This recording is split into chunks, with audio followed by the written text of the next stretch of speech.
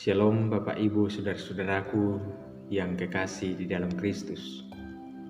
Salam jumpa dalam kasih Tuhan. Kita bersama-sama diperjumpakan kembali pada pagi hari ini dalam saat teduh untuk merenungkan akan firman Tuhan. Marilah kita berdoa. Tuhan Allah Bapa di dalam surga, pada kesempatan ini kami kembali datang menghampiri hadirat-Mu dalam sukacita untuk segala berkat-Mu bagi kami, kembali menganugerahkan hari baru untuk kami jalani. Kami hendak merenungkan firman-Mu pada pagi hari ini, mengawali seluruh rangkaian aktivitas kami. Kiranya Engkau menerangi hati kami untuk dapat memahami firman-Mu dengan baik. Ampuni salah dan dosa kami Tuhan, layakkanlah kami untuk membaca dan merenungkan firman-Mu. Dalam Kristus kami berdoa. Amin. Bapak Ibu Saudara-saudara, firman Tuhan saya persiapkan pada pagi hari ini untuk kita renungkan bersama. Saya pilih dari kitab Roma pasal 13 ayat 12 sampai pada ayat yang ke-14. Roma pasal 13 ayat 12 sampai 14. Hari sudah jauh malam, telah hampir siang. Sebab itu, marilah kita menanggalkan perbuatan-perbuatan kegelapan dan mengenakan perlengkapan senjata terang. Marilah kita hidup dengan sopan seperti pada siang hari. Jangan dalam pesta pora dan kemabukan. Jangan dalam percabulan dan hawa nafsu. Jangan dalam perselisihan dan iri hati, tetapi kenakanlah Tuhan Yesus Kristus sebagai perlengkapan senjata terang, dan janganlah merawat tubuhmu untuk memuaskan keinginannya. Amin firman Tuhan. Berbahagialah setiap kita yang mendengarkan firman ini, memelihara dan melakukannya dalam hidupnya. Kita akan merenungkan firman Tuhan ini dengan tema hidup baru dalam realitas yang baru.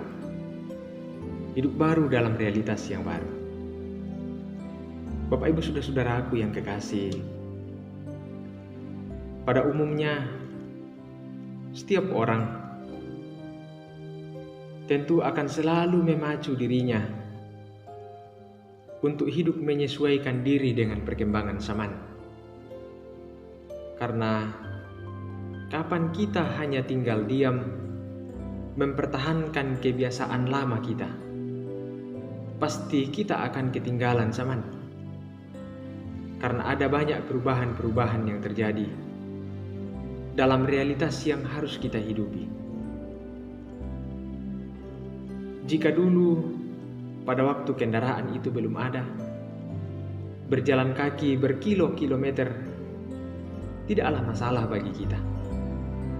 Tetapi sekarang, ketika kita berjalan kaki sejauh 500 meter, itu sudah tidak zaman lagi.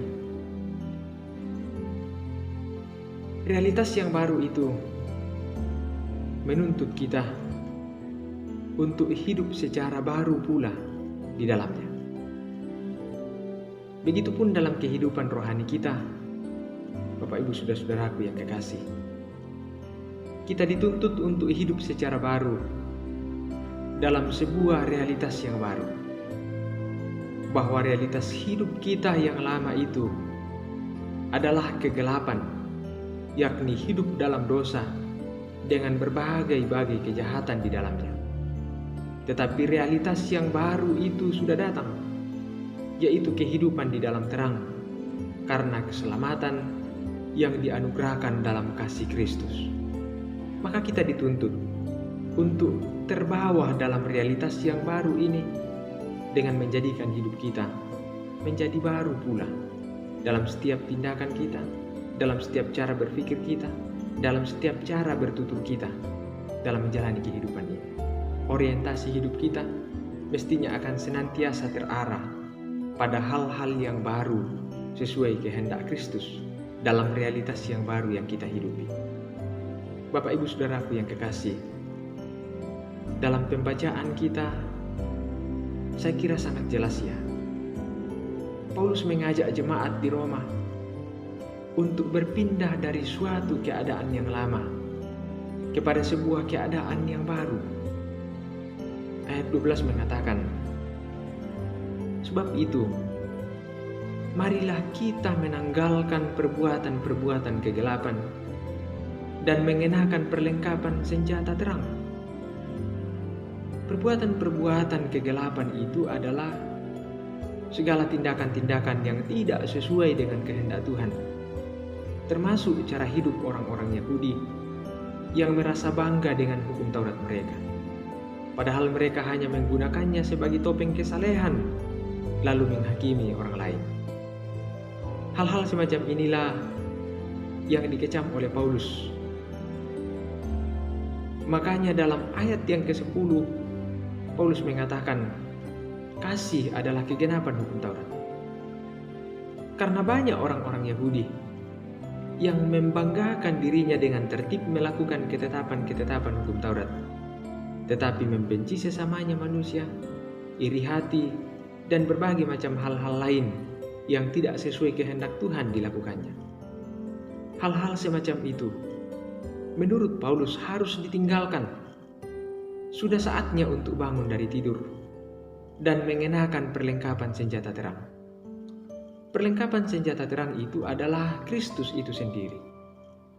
Ketika kita mengenakannya, maka kita harus terarah pada kesegambaran dengan Kristus, bahwa yang harus terpancar dari pribadi kita adalah pribadi Kristus itu sendiri.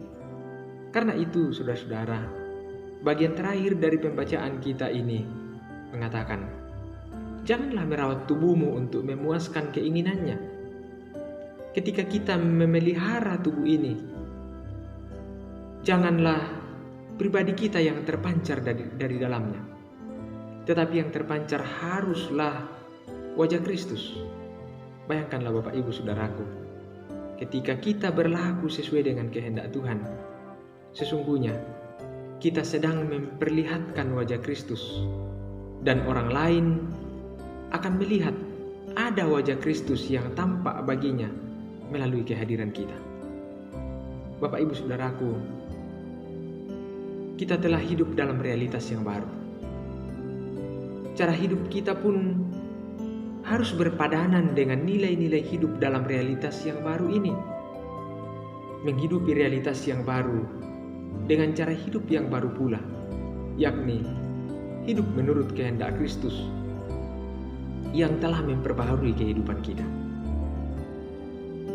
Tidak zaman lagi untuk hidup dalam kegelapan. Tidak zaman lagi untuk hidup dalam perbudakan dosa. Karena realitas kita sekarang adalah hidup dalam terang Kristus. Maka hidupilah dengan terus terarah kepada kehidupan yang baru sesuai kehendak Tuhan. Salam kasih Bapak Ibu Saudara-saudaraku. Tuhan memberkati kita semua. Amin. Marilah kita berdoa. Terpujilah Engkau ya Tuhan. Kasih setiamu melimpah atas kami. Kami boleh dimungkinkan untuk merenungkan firman-Mu pagi ini. Bagaimana sesungguhnya kami menghidupi realitas yang Tuhan anugerahkan bagi kami. Bahwa saat ini kami diberikan sebuah realitas yang baru, yakni kehidupan baru dalam Kristus. Maka sebagai orang-orang yang percaya kepadamu, kami dituntut untuk hidup di dalamnya, hidup sesuai dengan kehendak-Mu, dalam realitas yang baru yang Engkau berikan kepada kami. Terima kasih Tuhan firman-Mu ini, biarlah semakin mengarahkan kami kepada pembaharuan kehidupan yang sesungguhnya, sesuai dengan kehendak-Mu. Semoga kehadiran kami semakin berarti bagi-Mu untuk kemuliaan-Mu. Terima kasih Tuhan, Engkau mempercayakan waktu yang baru untuk kami jalani, mengawali pekan ini. kami bersyukur kepadamu untuk setiap yang telah kami lalui bersama. Dan dengan penuh pengharapan, kami yakin Tuhan akan terus memelihara kami menjalani kehidupan selanjutnya. Karena itu Tuhan, segala aktivitas kami, segala rutinitas kehidupan kami, segala tugas tanggung jawab kami, segala perencanaan kami, bahkan segala keadaan dan keberadaan kami serahkan ke dalam tangan kasih-Mu. Biarlah berlangsung sesuai dengan tuntunan dan arahan Tuhan sendiri. Biarlah kami senantiasa berhasil dan beruntung menjalani kehidupan ini, oleh karena kasih dan pemeliharaan-Mu semata yang senantiasa mengayomi perjalanan kehidupan kami.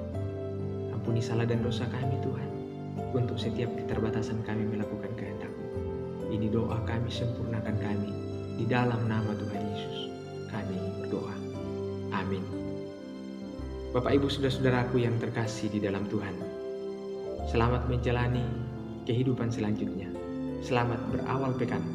Kasih Kristus memelihara dan menuntun kita untuk hidup sebaik-baiknya bagi kemuliaan-Nya. Salam kasih, Tuhan memberkati kita semua. Amin.